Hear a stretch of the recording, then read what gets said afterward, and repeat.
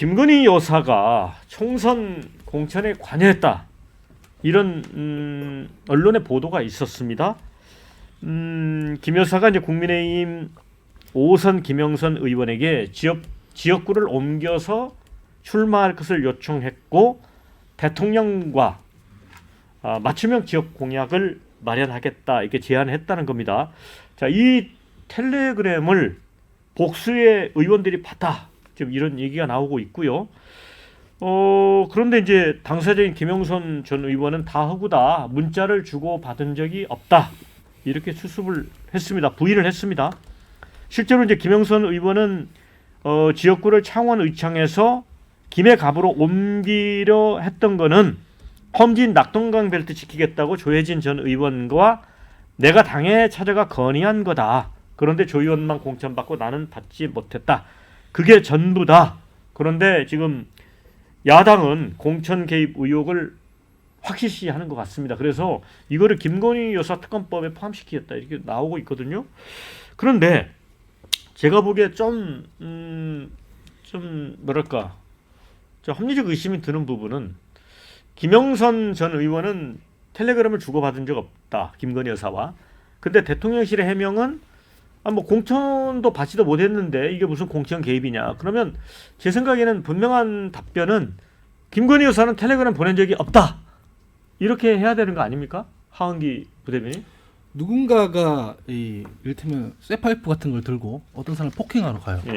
휘둘렀어요. 맞췄어요. 근데 맞은 사람이 다행히 이렇게 뭐 두꺼운 옷을 입고 있거나 해서 다치진 않았어요. 이게 폭행입니까 아닙니까? 그러니까 공천이 실제로 안 됐으니까 이건 상관없다, 총선 개입 아니라고 하는데 이게 보도가 사실이고 텔레그램이 남아 있으면 총선 개입은 명확한 거고. 김영선 뭐 전 의원 같은 경우에는 실제로 지역구를 옮겨서 준비를 했지 않습니까? 예. 그래서 저는 여당에서 이렇게 얘기하는 게 지금 별로 납득이 안 되고 이게 사실이라면 굉장히 큰 문제가 됩니다. 그래서 저는 이거는 지금보다 더 커질 가능성이 굉장히 높고, 그래서 뭐 지금 이를테면은 개혁신당에서 이준석 의원 같은 경우에는 이거 뭐 별거 아니다라는 식으로 얘기를 하고 있잖아요. 별거 아닌 게 아니에요. 이거는 김건희 여사가 대체 뭔데요? 김건희 여사가 무슨 권한으로 이런 문자 메시지를 보내며, 그리고 전당대회 같은 데서 보면은 이미 한동훈 대표와의 그 문자 같은 것 때문에 국민들이 이걸 얘기하면은 설마 그랬겠어라고 생각하진 않아요. 다 믿고 있다는 문제죠. 아니, 진짜 지금 여당에서 너무 이거를 안일하게 생각하고 있다라고 생각합니다. 아니 평론가님은 텔레그램 뭐 이제 캡처본 형태로 사실 이거저거 많이 떠돌아다니잖아요. 그런 게 혹시 있을 가능성은 어떻게 보세요?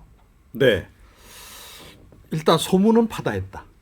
그 당시에. 네. 그러니까 지난 총선 당시에 김 여사가 아예 팀까지 짜서 뭐 공천에 개입하고 있다는 소문은 파다했고, 뭐 큰 오빠가 이 정치권 인사들을 계속 이제 만나는 징후도 좀 여러 포착이 된 바가 있고, 그렇습니다. 그래서 이제 설로만 이제 존재했던 게 이번에 이제 요 텔레그램 하나가 나옴으로써 약간 이제 빙산의 일각이 이제 드러난 건데, 과연 이번에 드러난 이 텔레그램 문자 이게 전부겠는가? 이런 의심이 일단 들죠. 그러니까 이게 전부가 아닐 가능성이 이제 훨씬 더 높다는 겁니다. 만약에 이 텔레그램 문자가 사실이라고 한다면 그럴 가능성이 훨씬 더 높고요. 또 김 여사께서 이 문자 메시지 보내는 거 굉장히 즐기시는 건 우리가 그동안 확인을 했잖아요. 한동훈 대표도 많이 받았죠. 예, 그럼 한동훈 대표에게 이제 디올백 관련해 가지고 이제 문자를 이제 보내신 거는 이제 확인이 된 건데, 과연 한동훈 그 당시 비상대책위원장에게 디올백 관련해서만 문자를 보내셨을까요?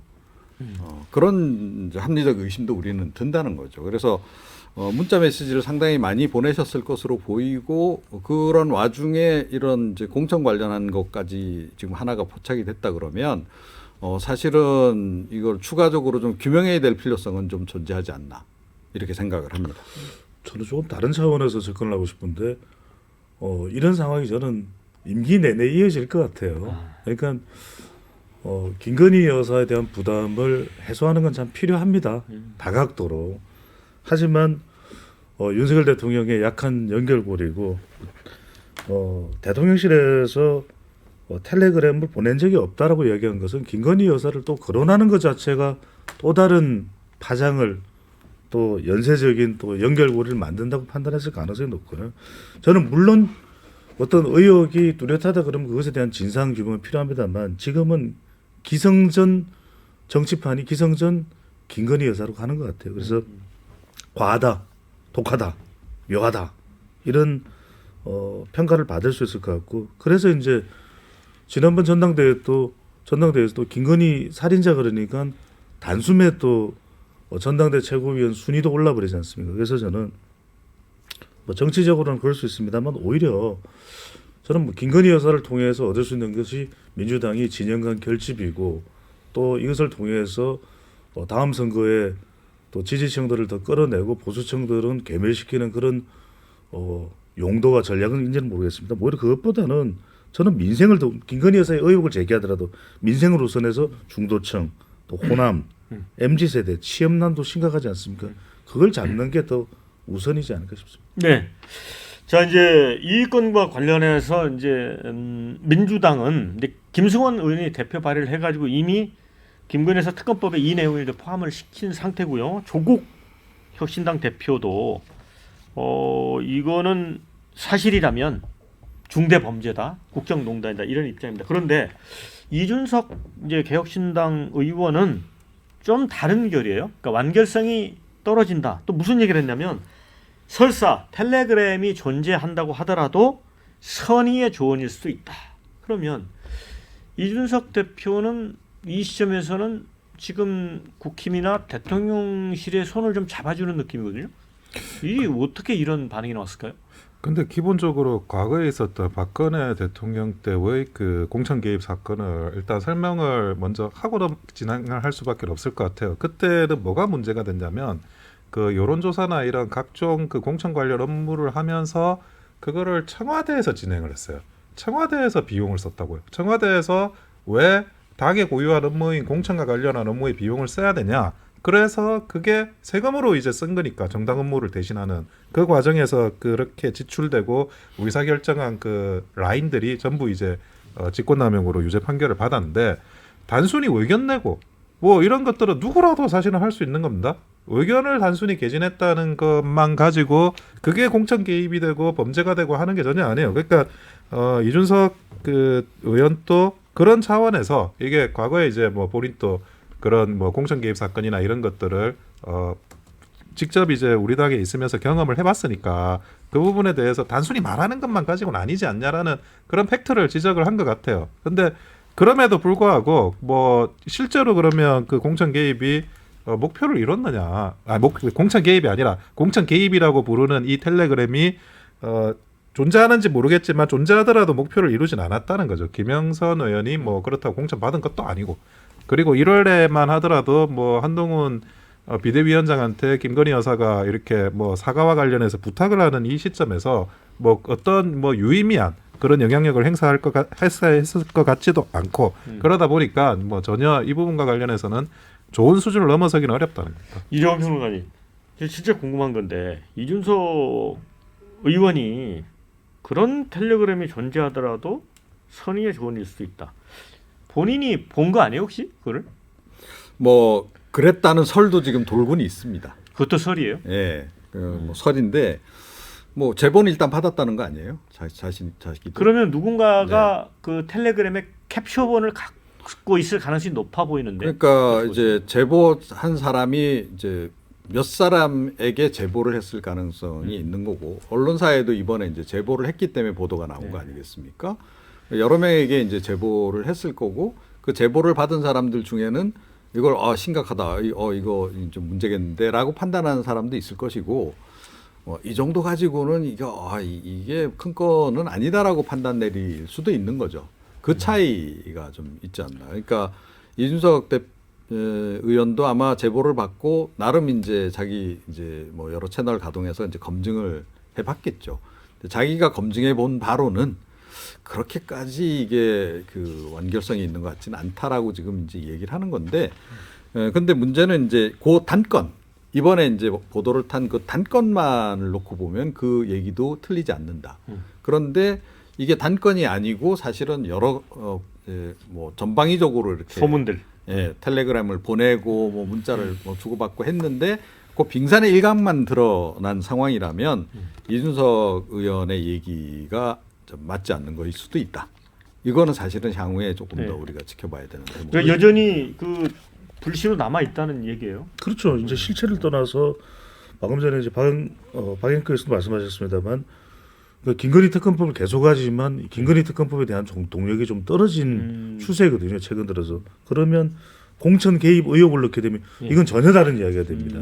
그러면은 김건희 특검법에 대한 여론의 어떤 공감도도 더 높아질 수밖에 없는 것이고 또 하나가 이제 모든 길은 여사로 통한다. 사실 이게 김건희 여사와 관련된 것은 수사나 법적인 차원보다도 뭐 검찰에서는 무혐의로 결과가 났다. 지금 수사심의위원회 뭐 열리고 하지 않습니까? 근데 더 중요한 것은 여론의 정서적인 부분이 굉장히 큰 영향을 미치거든요. 그래서 저도 아까 김건희 여사 부담을 어떻게든 해소하는 건 필요하다라는 말씀을 드렸고, 근데 지금 또 하나가 뭐냐면은 여사 공화국의 명백한 증거다. 이걸 통해서 그러니까 기존의 다른 도이치모터스나 그다음에 명품백과는 다르게 공천 이건 다른 이야기가 됩니다 전혀. 그러다 보니까 지금 어떤 상황이 벌어지냐면 한동훈 대표에게 한 대표가 이거 규명하시오. 지난번에 전당대회 때도 총선 때 문자로 설왕설래가 있었고 상당히 의혹이 있었잖아.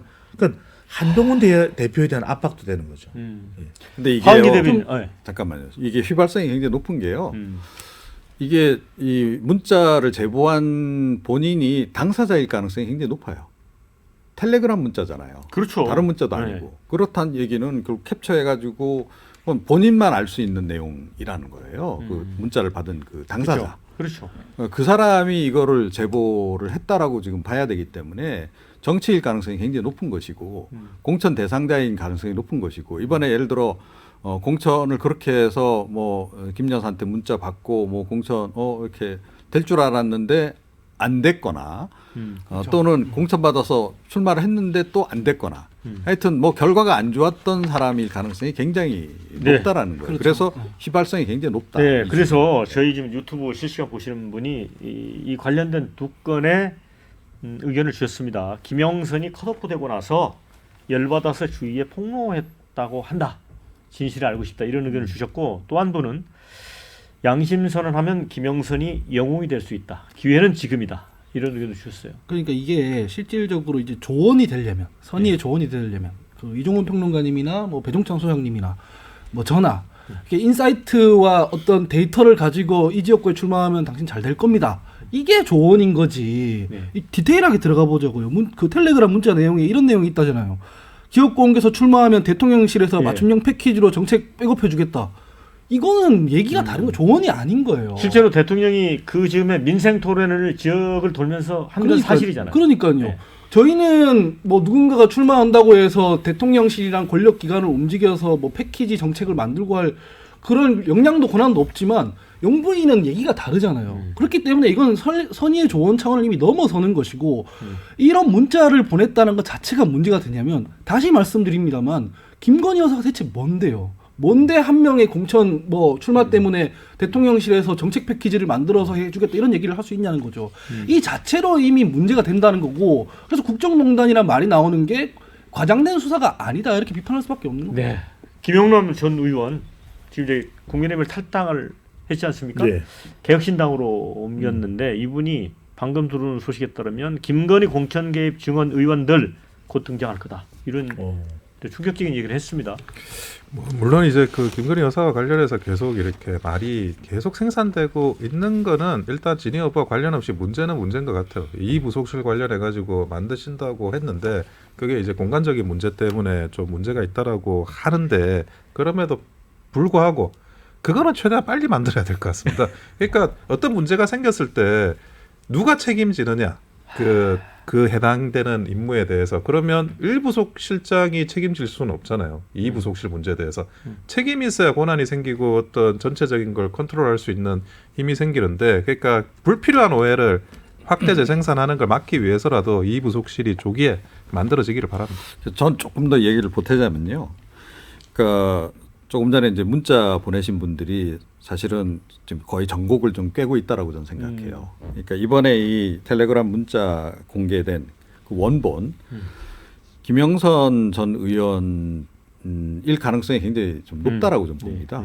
이거 막 텔레그램의 특성상 다른 사람이 뭐 이걸 봐서 캡처해갖고 누구한테 돌리고 그러긴 좀 어렵기 때문에 일단 이제 그런 거고요. 합리적인 의심은 그렇게 든다 이런 말씀인 거고 이게 무엇을 의미하느냐 하는 거죠.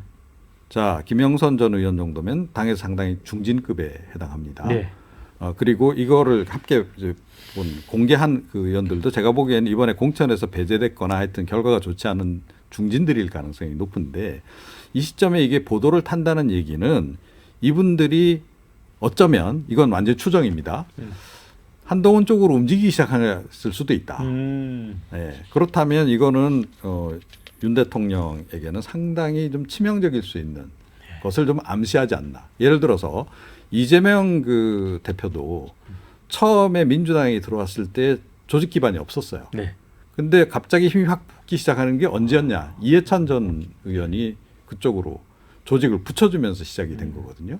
그러니까 한동훈의 그 이해찬이 과연 누가 될 것이냐 하는 건데 중진들이 일부가 벌써 그렇게 가기 시작한 것일 수도 있다.